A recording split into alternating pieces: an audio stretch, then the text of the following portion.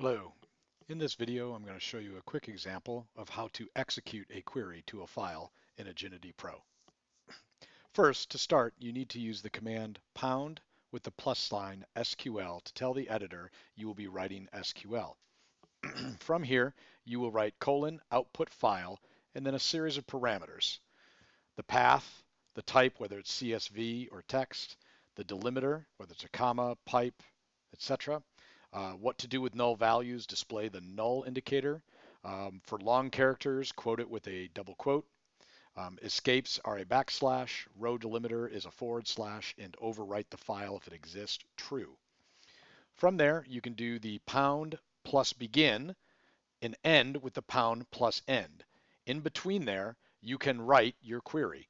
So I will write a query saying select star from a table WB Pro Marketing List where email domain equals aginity.com.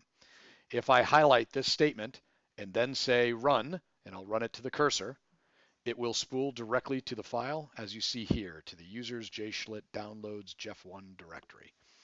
Hope this helps and enjoy executing to a file.